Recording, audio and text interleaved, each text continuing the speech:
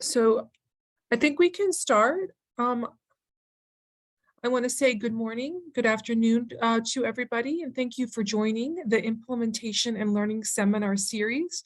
We are on the 8th Health System Building Block, focusing on medical supplies and devices.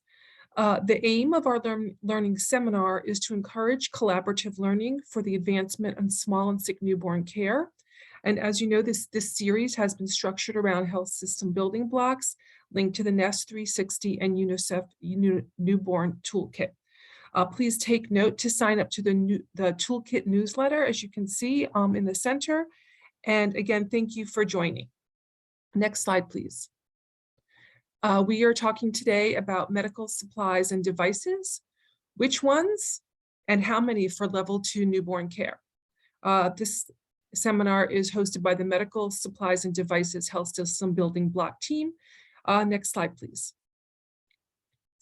My name is Leah Greenspan. I'm a senior newborn advisor for USAID, and we are joined by Sarah Ligati Mobaran from UNICEF Supply Division, Alice Torres from London School of Hygiene and Tropical Medicine, myself and USAID implementing partners, Beth Yeager from PQM+, Jane Briggs from MTAPS, Tama Kamlim from Procurement and Supply Division, and we will all be participating in a Q&A and discussion panel.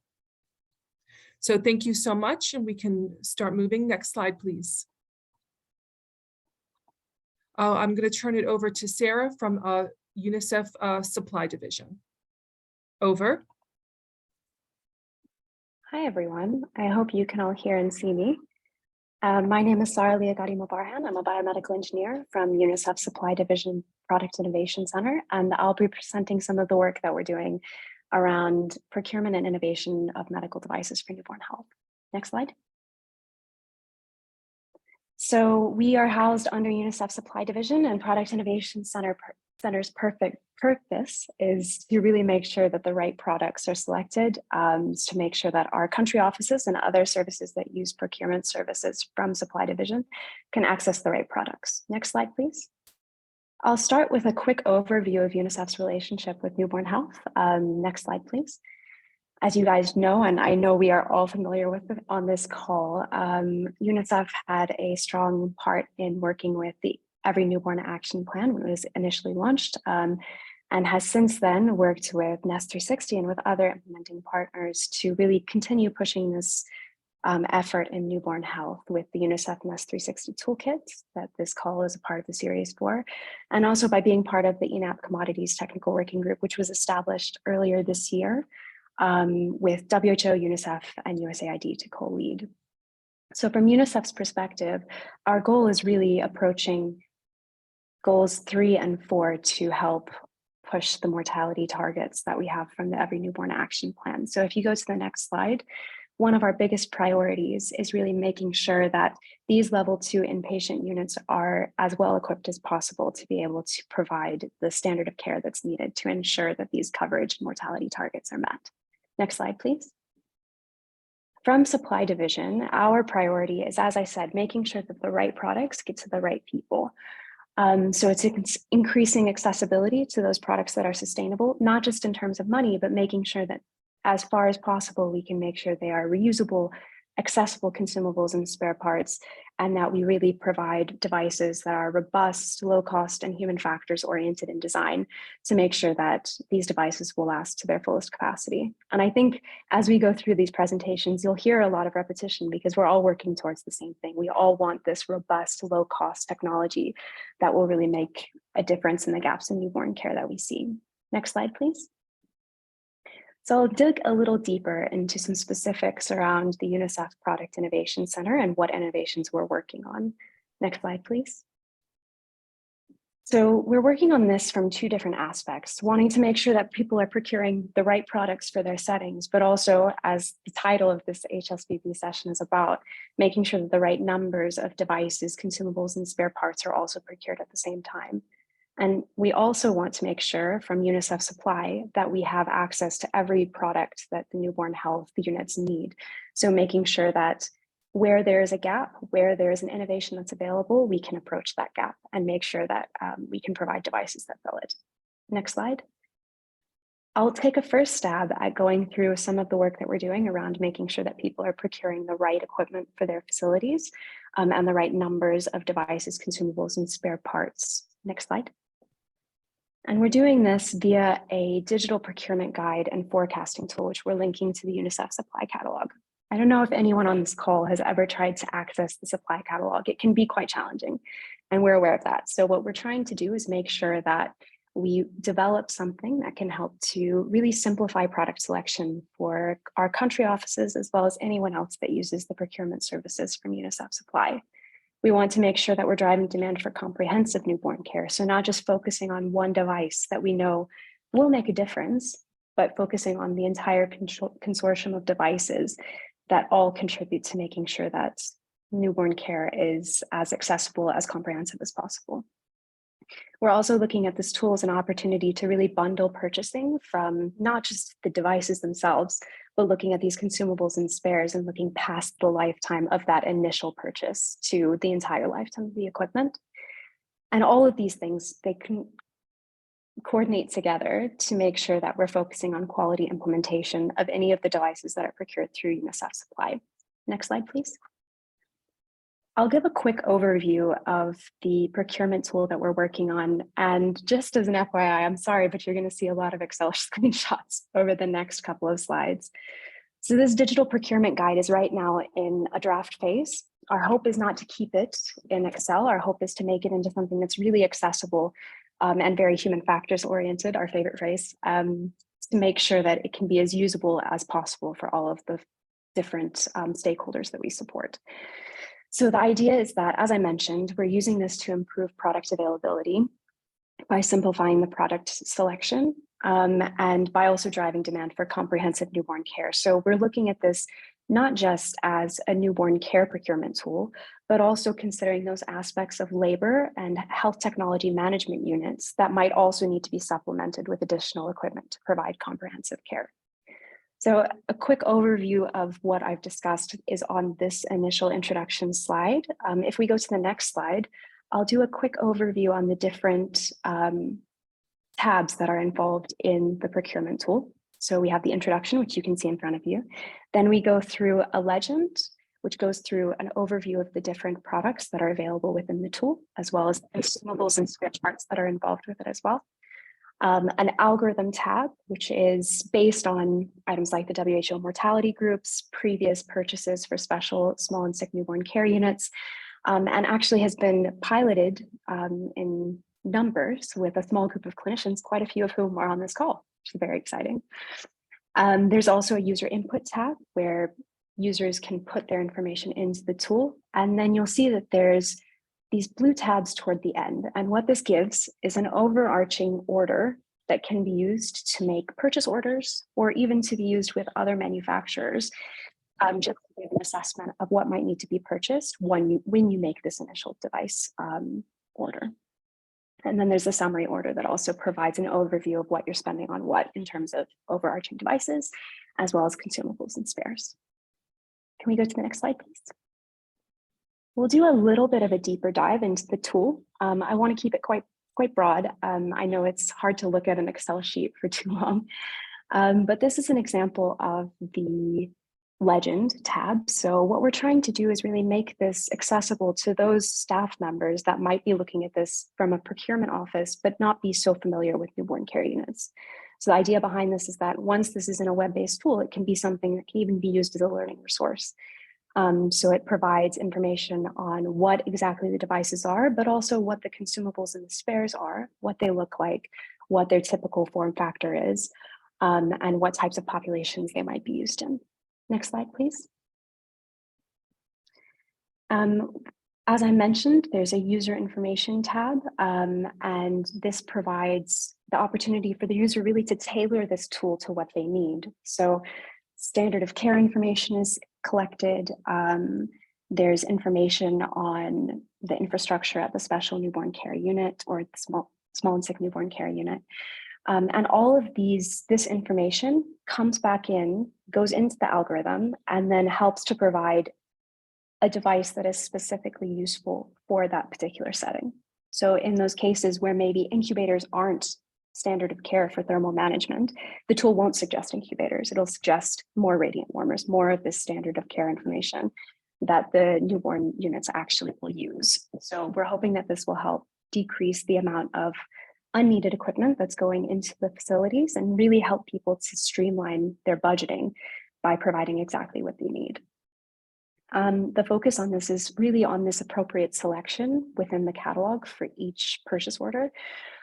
So making sure, like I said, that the right devices are ordered. You can see farther down on the page that there's also an area where people can fill out information about functional devices that they have already available in their unit.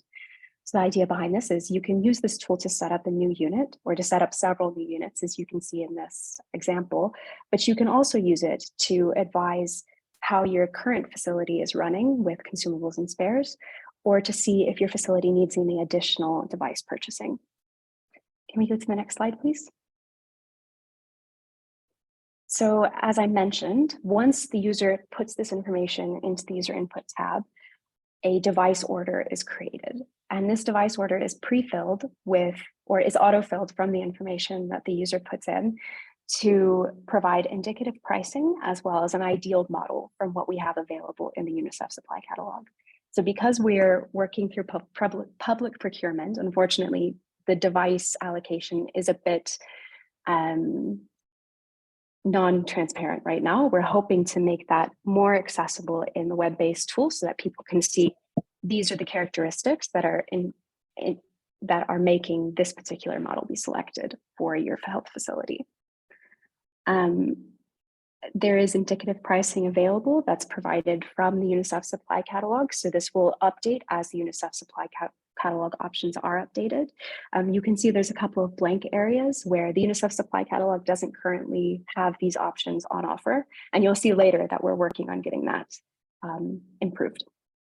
So as I mentioned, this also gives you these devices for the newborn care unit, but the intention is for this to be comprehensive. So we've also included those additional devices that might be needed to supplement the current labor ward and health technology management units as well, noting that this is not everything that's required for those wards, but something that will make sure that at least the newborn care unit is considered.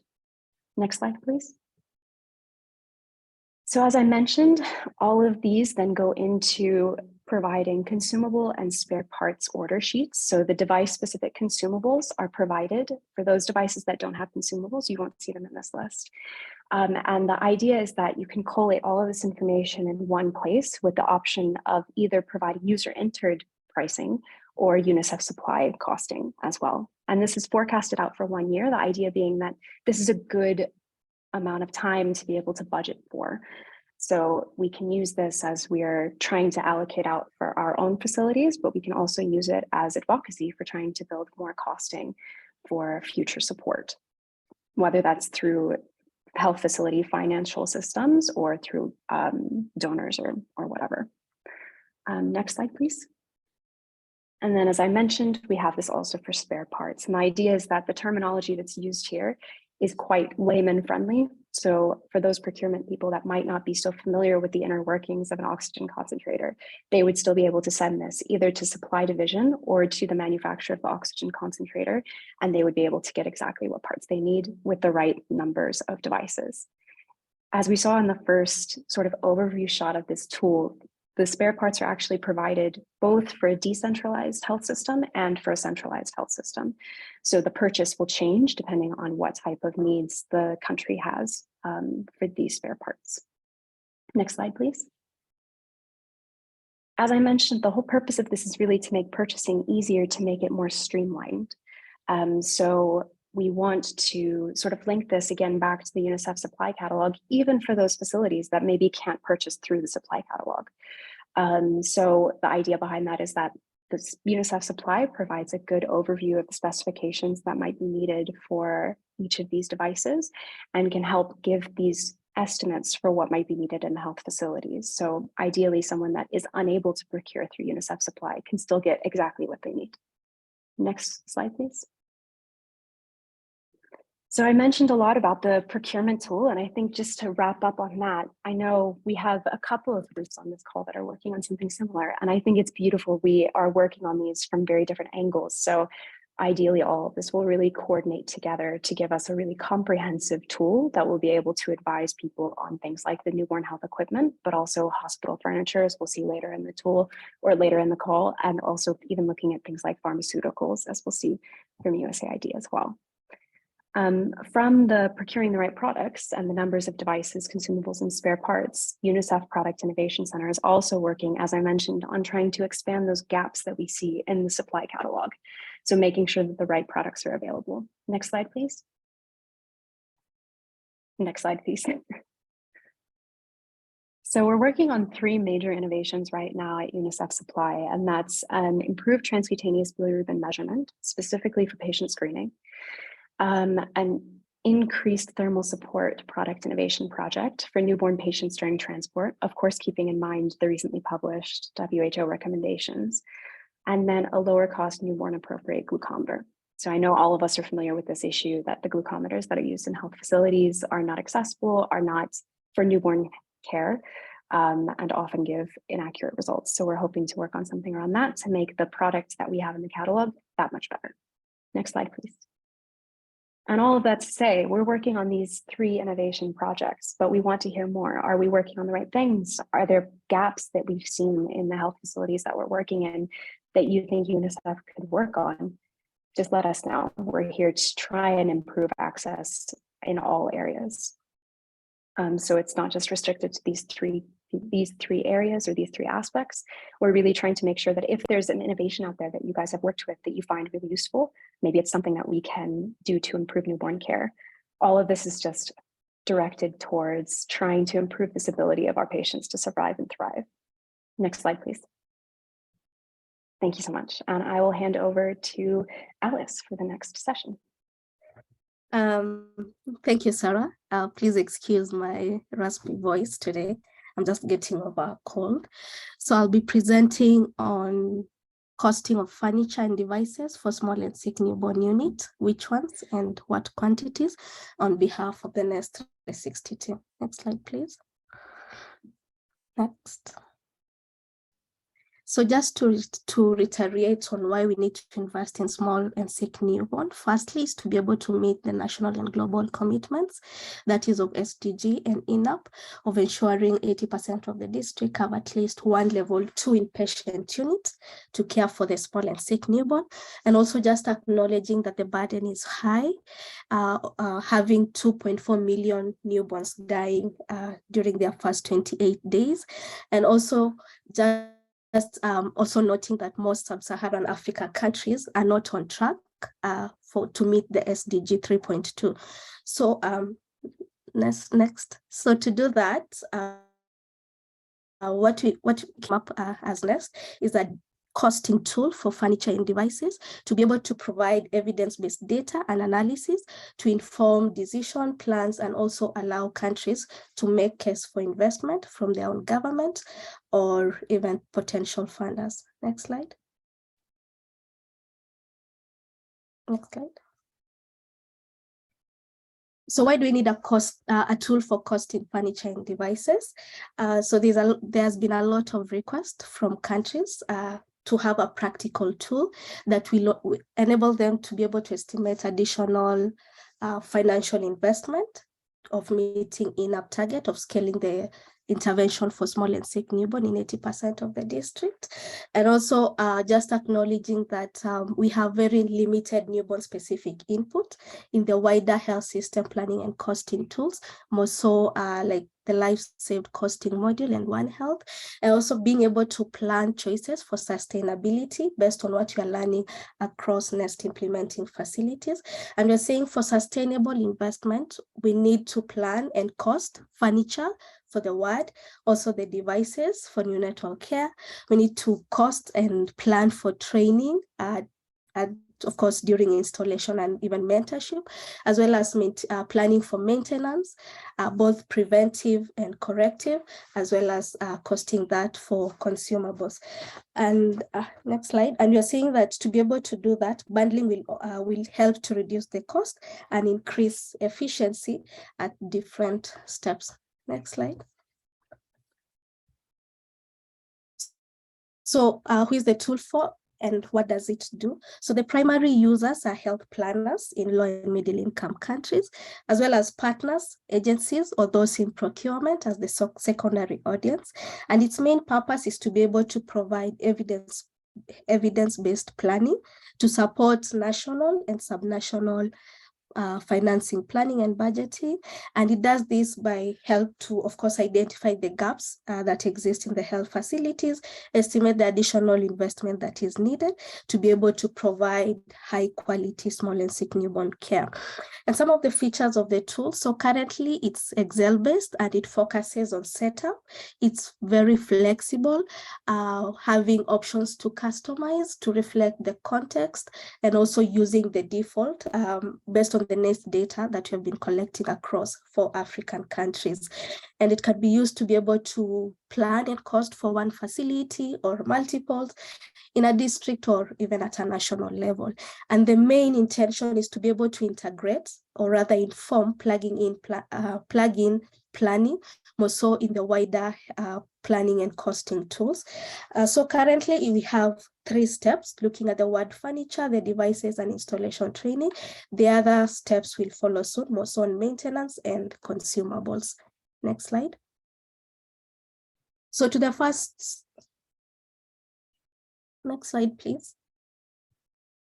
So the first step on word furniture and fixtures. So it currently comprises of a list of 18 items as default, but they are very, very editable. And the item range from the basic items such as the baby cots, having the room thermometer, to oxygen cylinders and voltage stabilizers and EPS for the devices. And the list was sourced from, I would say, adapted from the Tanzania government standard. And each item was quantified based on the number of rooms in the newborn unit. This includes the KMC, kangaroo mother care, the isolation ward, the rooming in, and the general ward. And then, so looking at the number of rooms as well as the number of cots or beds, and in this case, the unit of analysis is 10 cots of the HDU that we're able to do the quantification. And beside planning for a level 2, there's also option to plan for a level 3, that is NICU, together with IKMC. Also, just to mention, the tool has default cost based on the cost learnings, of course, across the 4 countries that are implementing NEST, and also providing a platform for the user to be able to customize cost based on their local suppliers' cost. Next slide. So the next one are our neonatal devices. So we have a list of 16 devices currently, ranging from the very basic devices, the thermometer, the stethoscope, all through to oxygen flow splitters. And this, the list was mainly adapted from what is recommended by WHO, and also learning a lot from UNICEF country guides, more so the India case, which they are quite ahead when it comes to small and sick newborn intervention. And the ratio for the device was more refined based on expert opinion, again, looking at it from a 10-bed unit.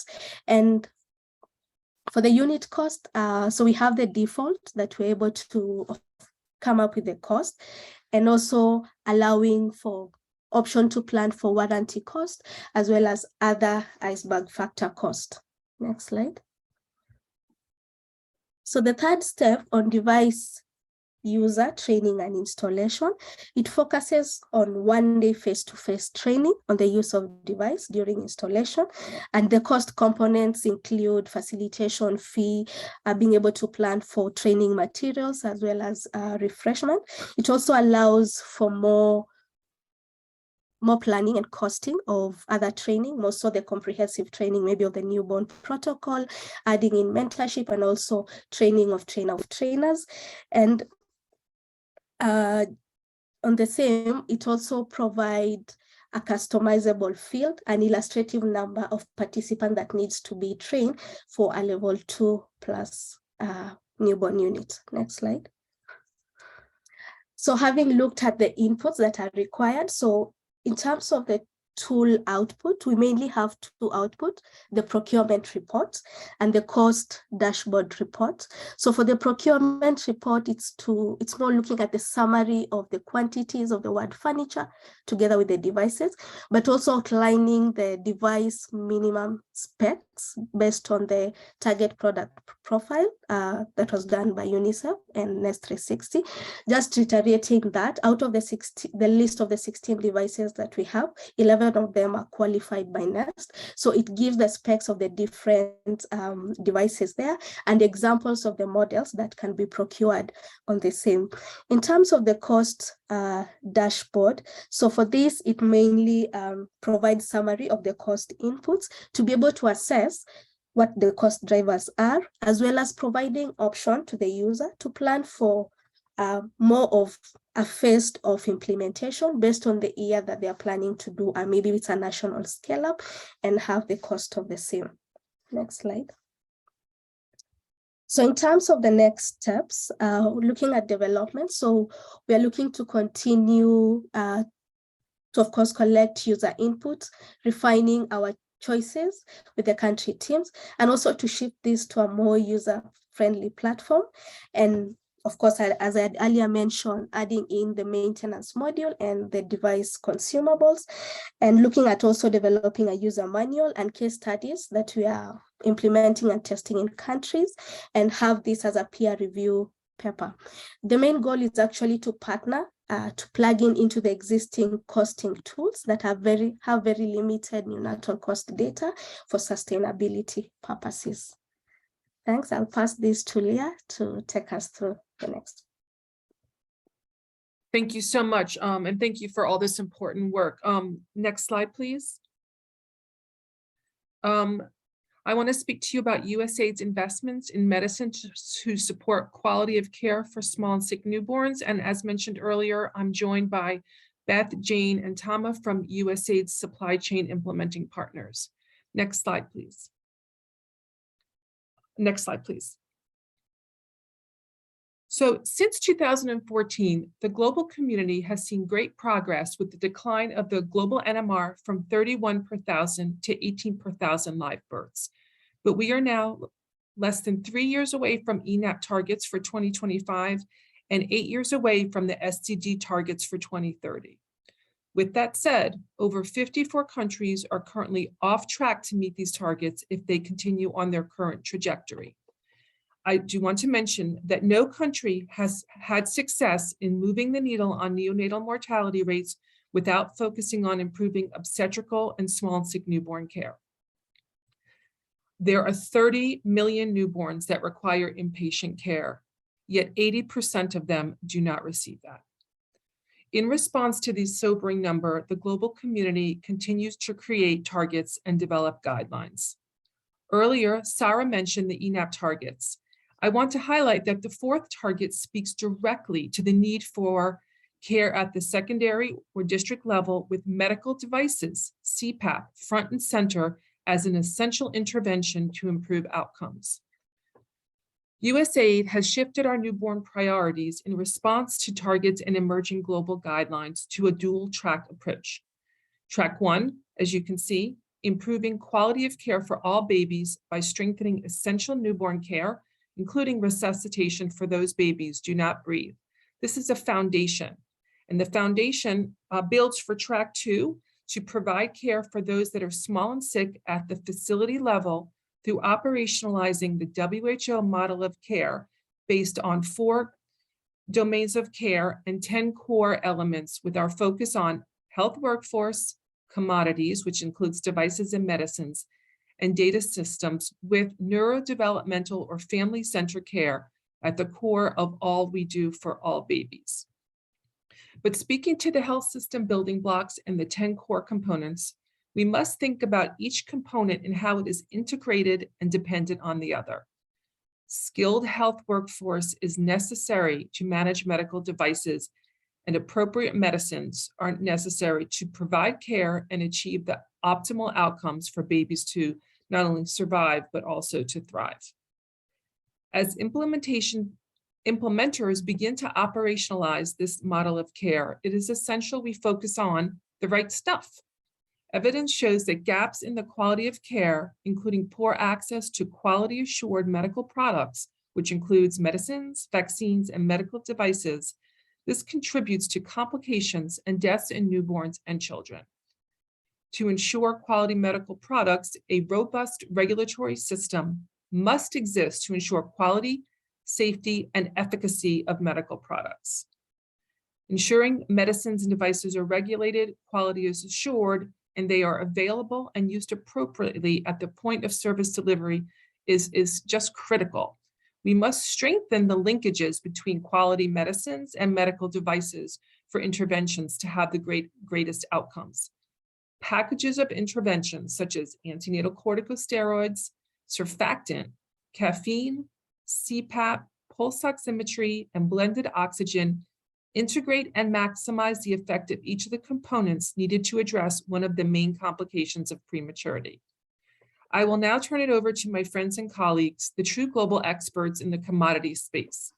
USAID's implementing partners, PQM+, MTAPS, and PSM, who will share their fantastic work. Over to you, Beth. Thanks, Leah. So good morning, good evening, afternoon, wherever you are, everyone. My name is Beth Yeager. I am the Deputy Program Director of the Promoting the Quality of Medicines Plus program. Next slide, please. So PQM Plus is a 5-year program. We're headed into year 4. It's obviously funded by USAID, and it's led by the United States Pharmacopeia Convention, USP, and supported by a consortia of many partners. The goal of the program is to expand the supply of quality assured essential medical products, including medicines and medical devices for newborn health, but also for other priority health issues.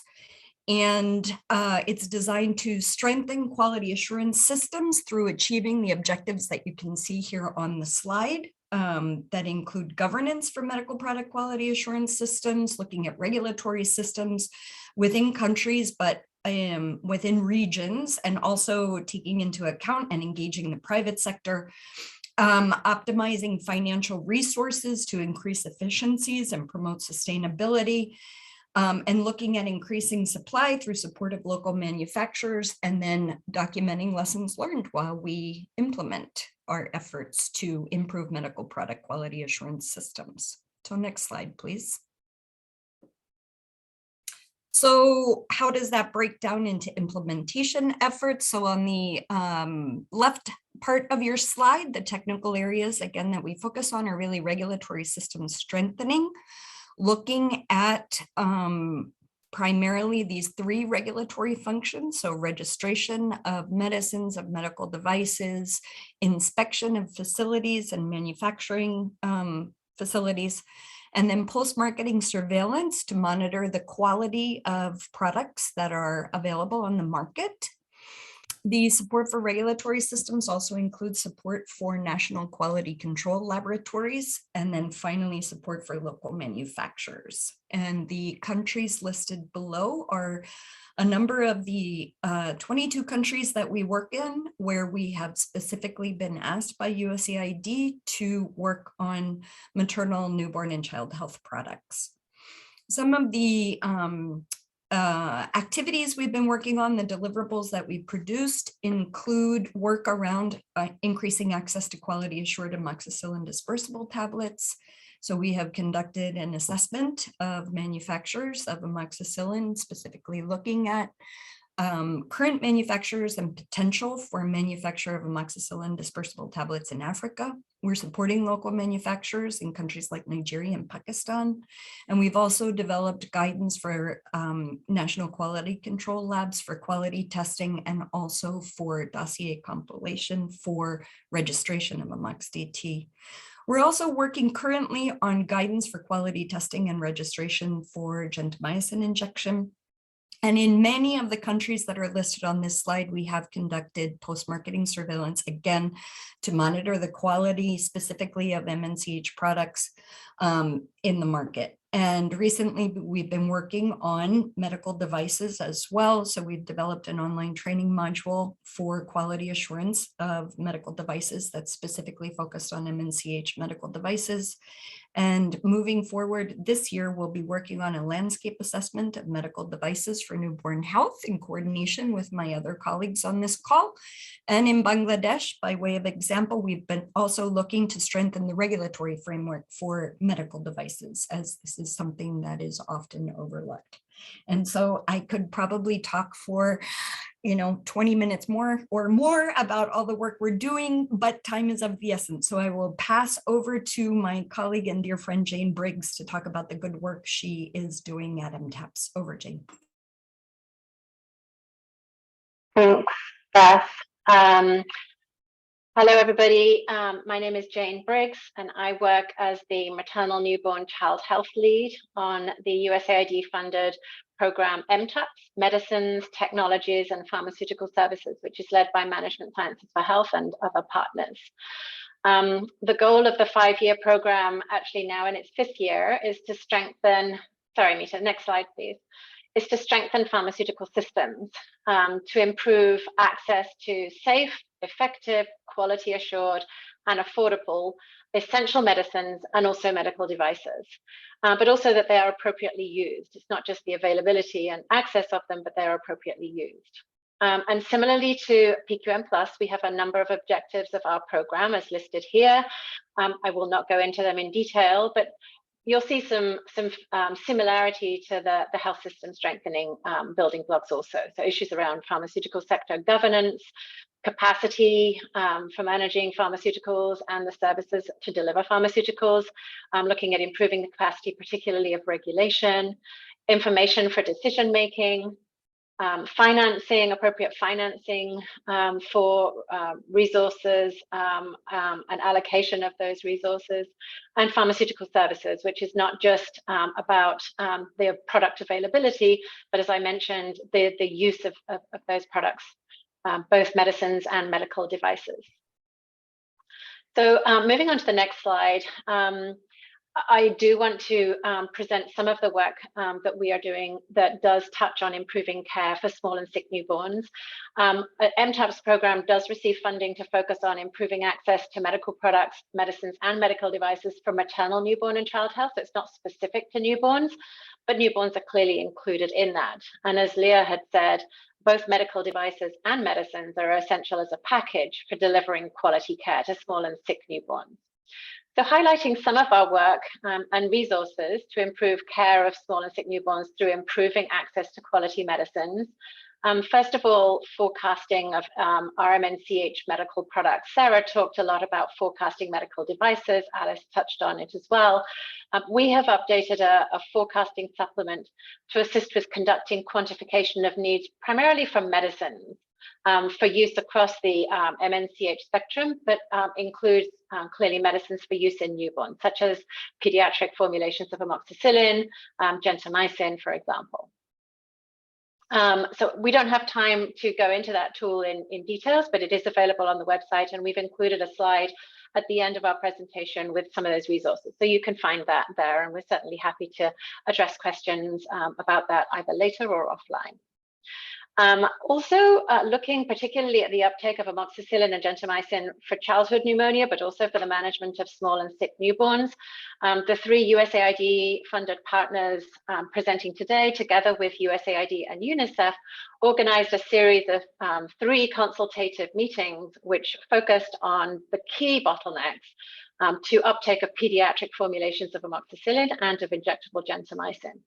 And we're using the outcomes of those consultative meetings to develop a call to action paper, which we hope will help country stakeholders, not just ministries of health, but also donors and partners to address these key bottlenecks.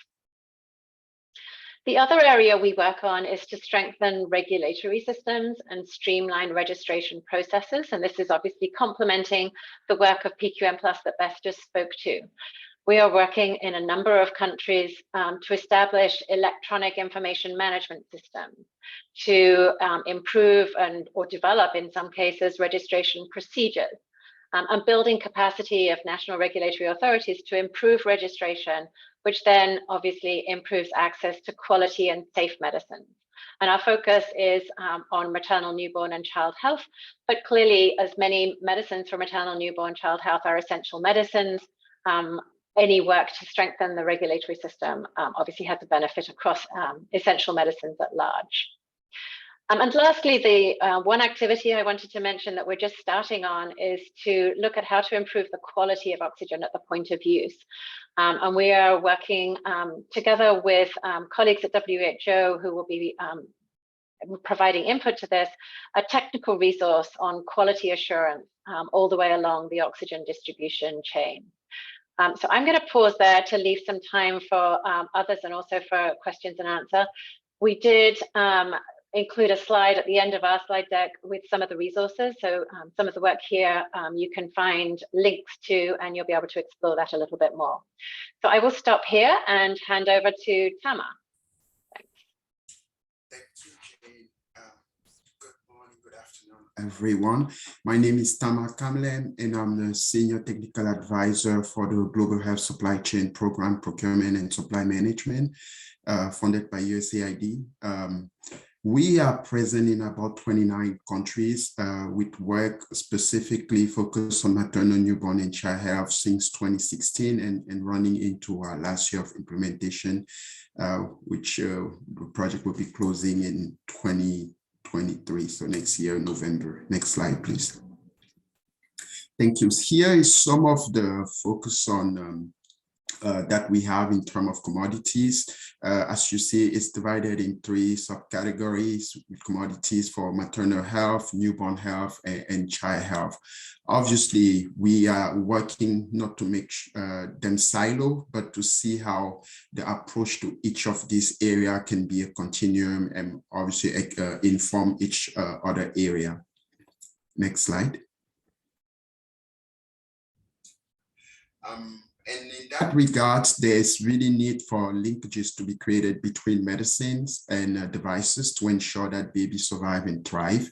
And a good quote to highlight that aspect, it's really what we see here from Dr. Susan Niemeyer, mentioning that ACS, bubble CPAP, caffeine, and non-invasive surfactant administration is probably the minimum package needed to change mortality from respiratory distress syndrome in low and middle income countries. So that ties pretty well with the introductory slide and presentation that Dr. Leah Greenspan was referring to, indicating how it's really needed to have a whole package in place to be able to support young baby as they to survive and thrive. In that regard, one of the main activity we are conducting this year is a situational analysis looking at the prevalence of improvised bubble CPAP, 100% oxygen use and pulse oximetry at level 2 and 3 facility in Ghana. What's the reason? We are really trying to assess the use and safe and effective oxygen. We understand that it's quite key to ensure that and small and sick newborn have access to a strong oxygen infrastructure to be able to survive and thrive. And in that regard, we'll be focusing our work on data gap assessment regarding respiratory support. We'll also be investigating health staff capacity to manage and maintain device critical to ensure adequate respiratory support, evaluate maintenance protocol. From our conversation with a number of countries, we have understood that maintenance protocol are also a big area needed to ensure proper functioning of medical devices for newborn care, and finally assessing the entire ecosystem of the of oxygen procurement for for small and sick newborn. We do have additional activity, which I would not go much into detail other than to mention the update we have currently conducted on the procurement manual. it's a guide that help country and agency obtain tools that would ensure or establish a quality assurance system for procurement of maternal, newborn, and child health commodities. We also work a lot in the area of forecasting, supply planning, and data visibility for maternal, newborn, and child health commodities. Happy to provide more information or respond to questions if they arise. Next slide.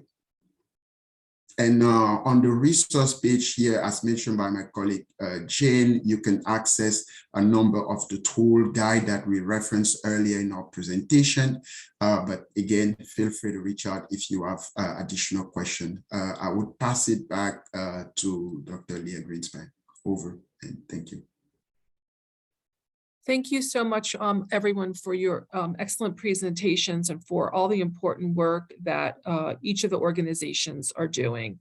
I have looked through the chat and found a few questions, and also some of the questions were answered, but I do want to bring the attention to the answers so that everyone can reap the benefits.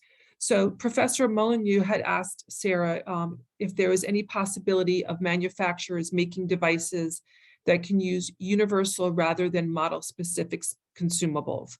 And what a great question that is. Professor Molyneux had mentioned, and Sarah had mentioned that that's something that UNICEF is trying to integrate into specifications. And it's obviously, it's not always possible, but they are advocating when possible, especially around bubble CPAP.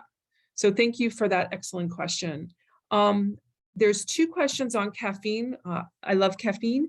And I want to bring up Dr. Alex Stevenson's question is there work to improve the availability of caffeine?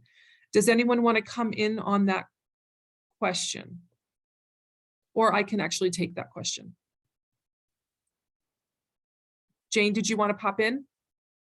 Yeah, I was just going to say, unfortunately, it was not included in our forecasting supplement on medicines for maternal, newborn, and child health. At the time, the bulk of the work for that revision of that supplement was ongoing.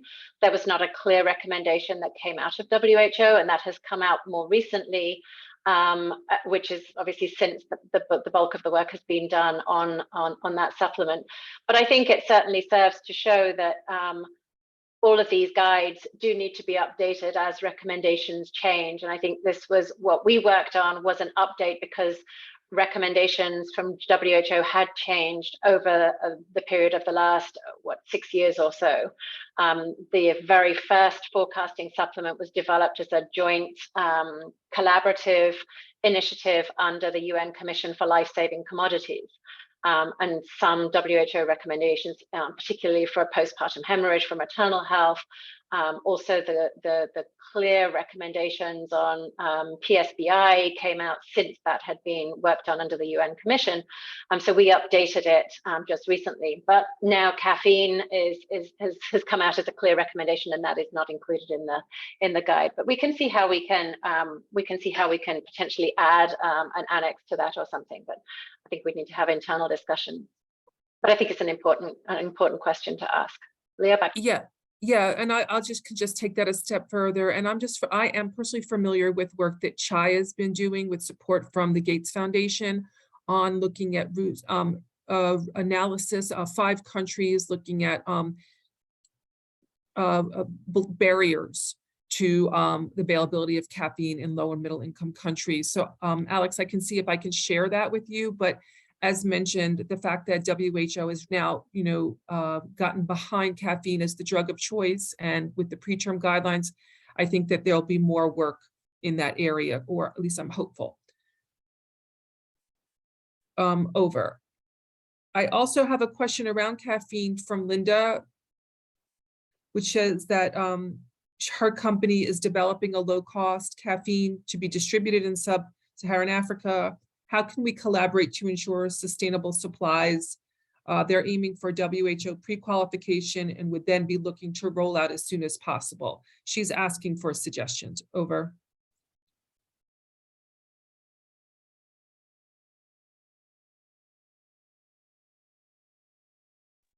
I can see in the chat there's a lot of excellent and rich discussion. Linda, do you want to just come in and speak to that?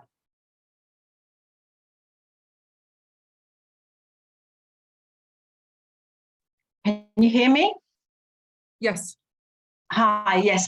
So yes, I'm Linda Storari and I'm leading the Affordable Caffeine Project, and we're collaborating with Chai and with Gates. I think the important part is that we're not taking any shortcuts. This product will be approved by EMA, MHRA. It's exactly the same product that is commercialized by the company in the last 10, 12 years in Europe. We are adamant to have the same quality. Now we're looking for suggestions on how to roll it out. We're going to go for approval in EMA and MHRA, ask for pre-qualification, but we are very inexperienced in this area, and any type of support, or if you can lead us in the right way, because we want to ensure that what we do is sustainable, and that we roll it out as quickly as possible, because we know there is a huge unmet need. And I have already connected, besides Chai and Gates, also with Joy Lawn. But for me, partnership will be key to making. I can't afford to fail, because it's such an important drug. So and just to give you an idea, it will be coming in at a very, very low price, where the company is not going to be making any type of margin. Any investments will be put back into training. And we think this could actually, with the right setting, make a good, significant improvement in care. Linda, I can connect with you offline. I would love to hear more about this work. Do any Absolutely. of Jane, Tama, or Beth have any guidance for Linda? No, I was just writing in the chat, this is Beth Leah, that I would be happy to discuss with Linda, as well as part of the work we've been doing with the local manufacturers of several products is in pursuit of WHO pre-qualification. So it would be great to talk about our experiences with Linda. Thanks. Thank you to everyone. Yes, and Tama, here, just echoing what Beth have said, on our side of PSA, we would be just as interested also in touching base, Linda, and continuing on that conversation. Thank you. This is very, very exciting. So I'm very, very grateful. Thank you. As are we. Maybe just quickly to add on to what Linda said, I think it's really important to point out the efforts that they're doing to get registered through the European Medicines Agency. Obviously, you talked about WHO pre-qualification, but even without that, the fact that it will be registered through the European agency streamlines the process in countries. They can take an abridged process to register in countries. Obviously, the applicant has to make their application for it to be registered in countries, but that process can be streamlined because you have the European registration. So it's a really strong case. Thank you, Jane. Yes, we're going through the stringent regulatory authority and the Article 50. In this way, we hope to streamline, and above all, we are guaranteeing the quality of the drug, which for us is absolutely important, especially considering what's happened lately in some countries with cough syrup. This is really, it's awful. Thank you so much. I want to bring attention to Tao P. Utman, who asked, how do I access low-cost CPAP? Sarah, do you think you can jump in for this question? Yeah, happy to. Just start my video again. So at UNICEF Product Innovation Center, we're currently trying to make several different models of low-cost CPAP available in our supply catalog. We're looking at a couple of different versions that are currently available in the market, really looking at things that are human factors oriented and design at a low price point, and looking at things that can work with resource constraints like power issues and other other types of issues as well. If there's any interest in hearing more about the low-cost CPAP options that we're developing or that we're working with manufacturers to get on LTA, long-term arrangement with our suppliers, I'm happy to connect you with my colleague at Product Innovation Center, Lauren Gailkey, who's working on this right now. Thank you so much. And Professor Chinyeri had put in a comment around low-cost surfactant for newborns. And I know Dr. Alex Stevenson has been asking about phosphate and breast milk or breast milk fortifiers. So over to who would like to address the surfactant question, or maybe Alex's question as well. If helpful, Leah, I can quickly take the surfactant one. So just to say at WHO, there is an RFA that was put out for a target product profile for surfactant for low and middle income settings, and that's in process. And there is an aim to move towards cost reduction. Just want to reflect that in the phasing of what's done, the biggest impact at the moment would be for level 2 small and sick newborn care with CPAP. And we know that even where we have all the ingredients and have the CPAP there, often the CPAP use is still low or suboptimal or late. So I think the first step is getting your platform there and getting the CPAP working and adding caffeine.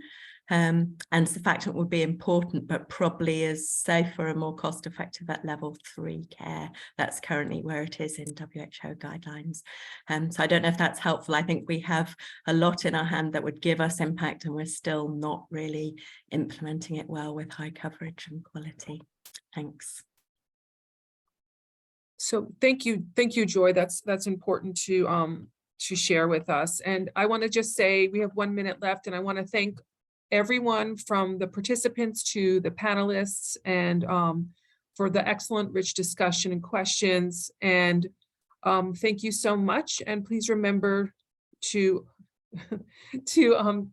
to visit and contribute to the toolkit and sign up for the newsletter. And we will have another health system building block seminar in January of 2023 after our break for the seasonal period. So again, thank you very much for all that you're doing on behalf of babies and newborns around the world. Over.